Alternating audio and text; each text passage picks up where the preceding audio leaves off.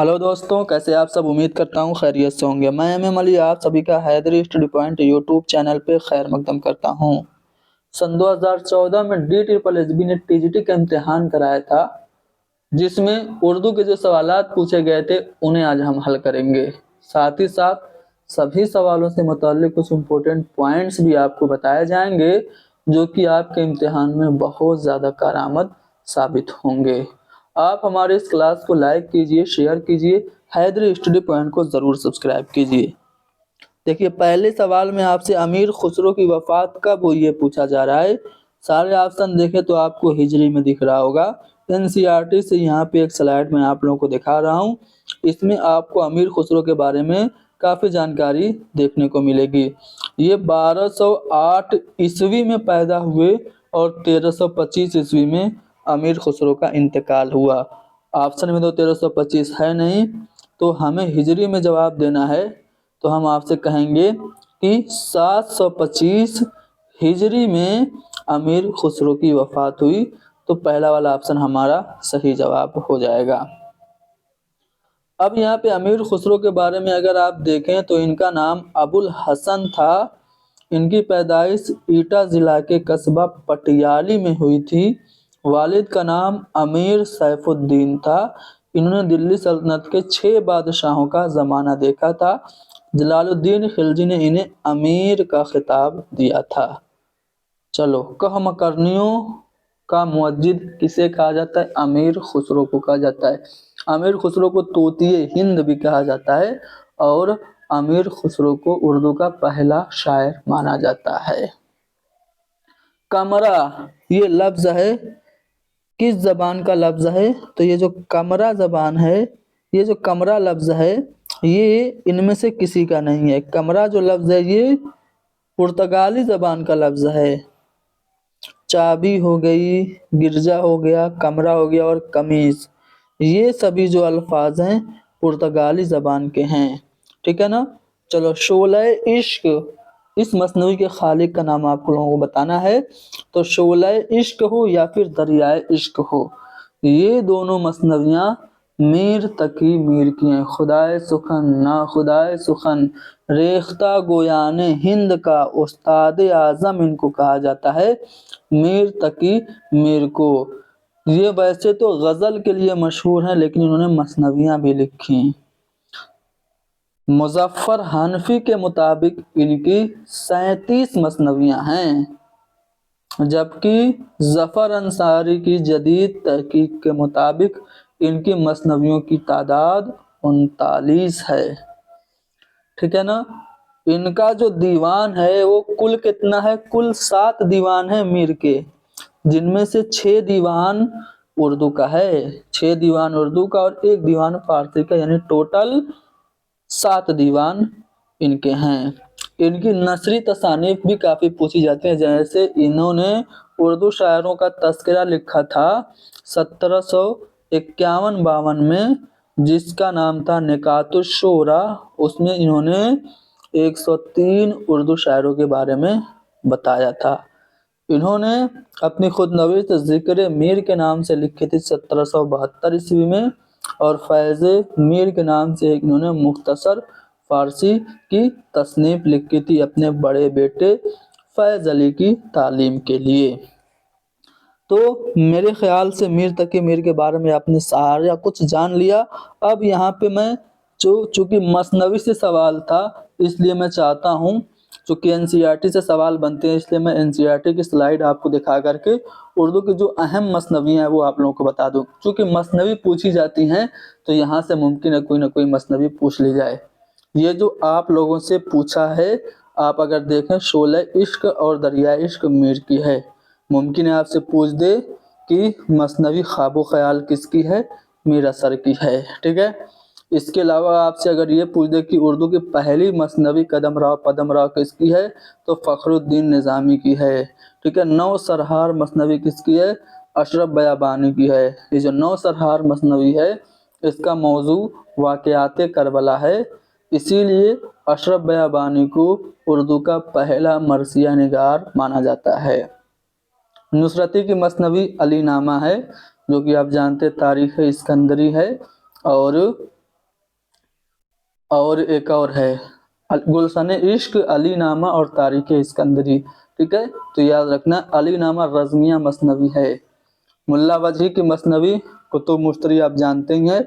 इब्न नशाती की मसनवी फूलबन आप लोगों को याद रखना है। सिराज औरंगाबादी की तवील मसनवी है बुस्तान ख्याल। ठीक है ना। चलो, अगर उर्दू की सबसे अच्छी मसनवी पूछा जाए तो मेरे ख्याल से मसनवी शेरुल बयान है। ठीक है, किसकी है ये? मीर हसन की है। इसमें शहजादा बेनज़ीर और शहजादी बद्र मुनीर के इश्क की दास्तान है। इसके अलावा पंडित दया शंकर नसीम ने भी एक मसनवी लिखी जिसका नाम है गुलजारे नसीम। मिर्जा शौक की मसनवी मैंने बताई थी ज़हरे इश्क है। ज़हरे इश्क के अलावा बहारे इश्क भी आप लोगों को याद रखना है। ज़हरे इश्क तो सब कोई जानता है, मिर्जा शौक की है।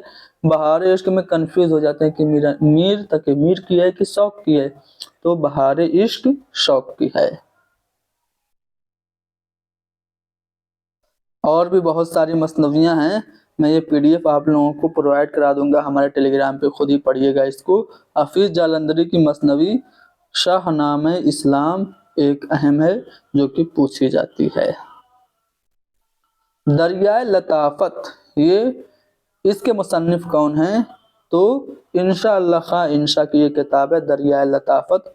इसे उर्दू की पहली ग्रामर की किताब माना जाता है। ठीक है, इंशा अल्लाह खां इंशा 1752 में मुर्शिदाबाद में पैदा हुए, 1817 में लखनऊ में इंतकाल हुआ था इनका। दरियाए लताफत उर्दू ग्रामर की पहली किताब मानी जाती है। इसमें उर्दू सर्फ, नहव, उरूज, काफिया, इल्म मानी, इल्म बयान जैसे मौज़ूआत पे तफसील से बहस की गई है। सादत अली खान की फरमाइश पे ये किताब लिखी गई थी। इसके अलावा इंशा की किताब में लताइफुस सादत है, सिल्के गौहर है। ये सिल्के गौहर है, काफ होगा। ये एक मुख्तसर दास्तान है सिल्के गौहर, जिसमें कोई नुक्ता नहीं है। तुर्की रोजनामचा भी इनकी तसनीफ है, और इनकी सबसे मशहूर और मकबूल जो तसनीफ है वो है रानी केतकी की कहानी, जिसमें इन्होंने अरबी फारसी के और विदेशी अल्फाज बिल्कुल इस्तेमाल नहीं किए थे।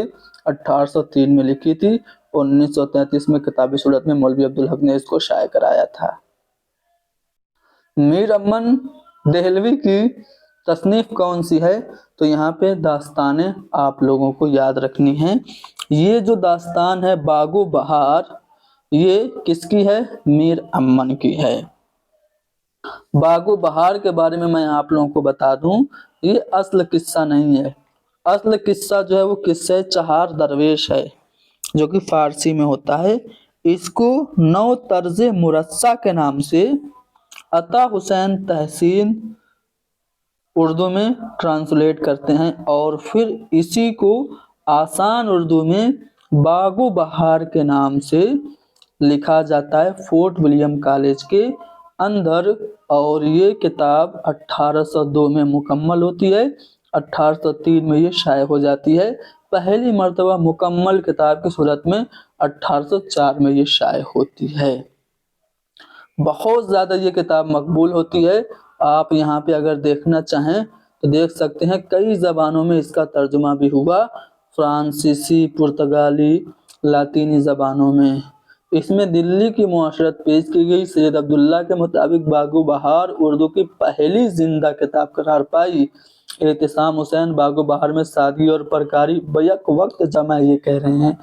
ठीक है, कलीमुद्दीन अहमद कह रहे हैं, क्या कह रहे हैं कि बागो बहार में सादगी और परकारी बैक वक्त जमा है, जबकि एहतिसाम हुसैन मीर अमन की बागो बहार उन तसानीफ में है जो एक बार पैदा होकर नहीं मरती, ये कह रहे हैं। ठीक है, तो ये सभी अकवाल आप लोगों को बागो बहार के बारे में याद रखना है। अगर मैं आप लोगों से पूछूं कि उर्दू की पहली दास्तान कौन सी है, तो आप क्या कहेंगे? कहेंगे सबरस। सबरस उर्दू में अदबी नस्र का पहला नमूना और पहली तमसीली दास्तान है। 17वीं सदी में यानी कि 1635 ईस्वी में मुल्ला वजही ने लिखा था कुली कुतुब शाह के नवासे यानी नाती अब्दुल्ला कुतुब शाह की फरमाइश पे। ठीक है ना। اس کے بعد میں آپ لوگوں کو کچھ اہم داستانیں بتا دوں تو آپ دھیان دیجیے گا. شمالی ہند میں اگر آپ آئیں تو قصہ مہر افروز و دلبر 1770 عیسوی میں عیسوی خان نے لکھا تھا. ٹھیک ہے. اس کے بعد عطا حسین تحسین نے 1775 عیسوی میں نو طرز مرصع لکھا تھا.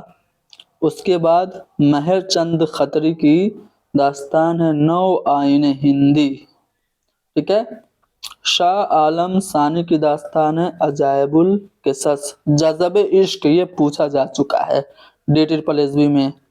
تو جذب عشق سید حسین شاہ حقیقت بریلوی کی داستان ہے.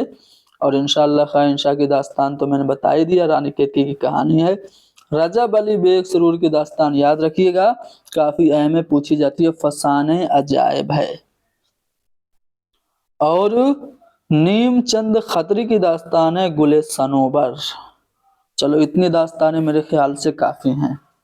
ٹھیک ہے نا، یاد رہیں گی. چلو آگے بڑھتے ہیں.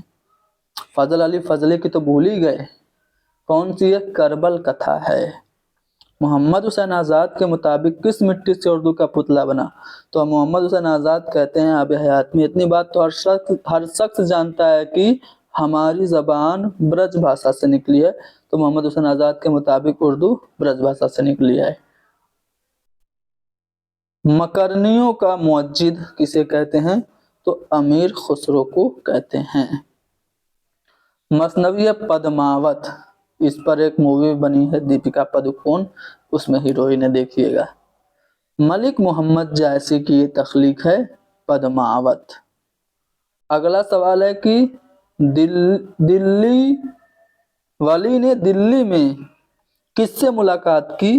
دیکھو سب سے پہلے تو یہ سمجھو کہ ولی دلی کب آئے تھے. تو 1700 عیسوی میں ولی دلی آئے تھے اپنے دوست سید ابو المعالی کے ساتھ. جب دلی آئے تو یہاں ان کی ملاقات سعد اللہ گلشن سے ہوئی تھی، یعنی کہ ڈی والا آپشن صحیح ہے. جب سعد اللہ گلشن سے ان کی ملاقات ہوئی تو سعد اللہ گلشن نے ولی کو 2 مفید مشورے دیے. کون کون سے؟ پہلا، دکنی الفاظ کا استعمال کم کر کے ان کی جگہ فارسی کے میٹھے الفاظ انتخاب کر لو، ولی سے کہا. دوسری بات ولی سے سعد اللہ گلشن نے کہی کہ فارسی شاعری میں جو مضامین موجود ہیں نا انہیں اپنی زبان میں ادا کر لو، کامیاب ہو جاؤ گے. ایسا انہوں نے کیا.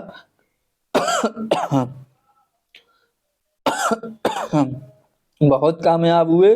ان کا دیوان 1719 میں دلی آیا تھا، اور جیسے ہی ان کا دیوان دلی میں آیا دلی والے ہکے بکے رہ گئے، اور دلی میں اردو شاعری کا تبھی سے باقاعدہ آغاز ہوا.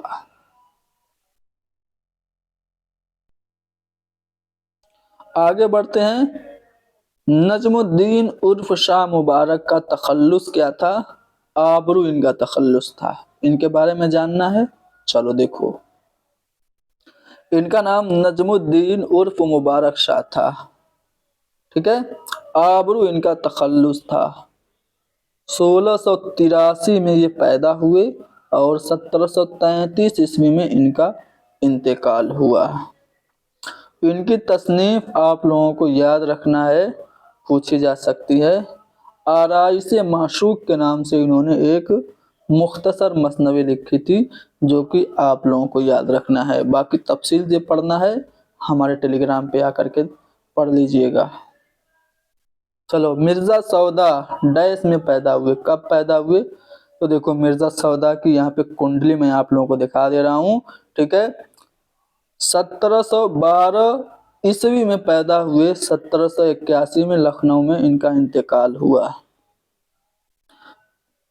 ان کے بارے میں مصحفی نے ان کو قصیدے کا نقاش اول کہا. سودا کو سرآمد شورائے ہندی کس نے کہا تھا؟